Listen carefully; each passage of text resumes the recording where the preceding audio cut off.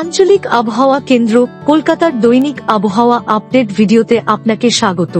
আজ রাজ্যের সর্বনিম্ন তাপমাত্রা ছিল দক্ষিণবঙ্গের শ্রীনিকেতন ও সিউড়িতে 6.2 ডিগ্রি সেলসিয়াস, উত্তরবঙ্গের সমতলে রায়গঞ্জে 8 ডিগ্রি, পাহাড়ে দার্জিলিংয়ে 1.5 ডিগ্রি এবং কলকাতায় ছিল 10.2 ডিগ্রি। কোচবিহার, জলপাইগুড়ি ও বীরভূম জেলায় ঘন কুয়াশা এবং রাজ্যের বিভিন্ন স্থানে হালকা থেকে মাঝারি কুয়াশা দেখা গিয়েছে। দক্ষিণ দিনাজপুর জেলায় শীতল দিনের পরিস্থিতি পরিলক্ষিত হয়েছে। আজ দক্ষিণ পূর্ব বঙ্গোপসাগর ও সংলগ্ন পূর্ব নিরক্ষীয় ভারত মহাসাগরের উপর একটি সুস্পষ্ট নিম্নচাপ এলাকা অবস্থান করছে।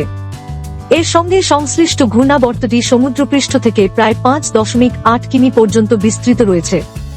আগামী 24 ঘন্টার মধ্যে এটি পশ্চিমোত্তর পশ্চিম দিকে অগ্রসর হয়ে দক্ষিণ পশ্চিম বঙ্গোপসাগরের উপর একটি গভীর নিম্নচাপে পরিণত হওয়ার সম্ভাবনা রয়েছে। এছাড়াও ত্রিপুরা ও সংলগ্ন এলাকার উপর একটি ঘূর্ণাবর্ত অবস্থান করছে, যা সমুদ্রপৃষ্ঠ থেকে প্রায় 1.5 কিমি পর্যন্ত বিস্তৃত। আগামী 3 দিন রাজ্যের কিছু জেলার 1-2টি স্থানে শীতল দিন, শৈত্যপ্রবাহ এবং সকালে ঘন কুয়াশার সতর্কতা রয়েছে। বাকি দিনগুলিতে কোনো সতর্কতা নেই। রাজ্যের সর্বত্র আবহাওয়া প্রধানত শুষ্ক থাকবে। উত্তরবঙ্গের জেলাগুলিতে আগামী 5 দিন কিছু স্থানে সকালে হালকা থেকে মাঝারি কুয়াশা থাকতে পারে। দক্ষিণবঙ্গের জেলাগুলিতে আগামী 3 দিন কিছু স্থানে এবং তার পরবর্তী 2 দিনে 1-2টি স্থানে সকালে হালকা থেকে মাঝারি কুয়াশা থাকতে পারে।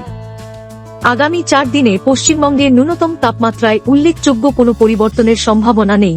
তার পরবর্তী সময়ে তাপমাত্রা প্রায় 2 ডিগ্রি সেলসিয়াস পর্যন্ত সামান্য বৃদ্ধি হতে পারে। এর পাশাপাশি আগামী 3 দিনে দক্ষিণবঙ্গের অনেক স্থানে সর্বোচ্চ তাপমাত্রা স্বাভাবিকের তুলনায় 3 থেকে 5 ডিগ্রি ও উত্তরবঙ্গের অনেক স্থানে 4 থেকে 6 ডিগ্রি কম থাকতে পারে। আবহাওয়া সম্পর্কিত আরও আপডেটের জন্য আমাদের অফিসিয়াল ওয়েবসাইটটি অনুসরণ করুন।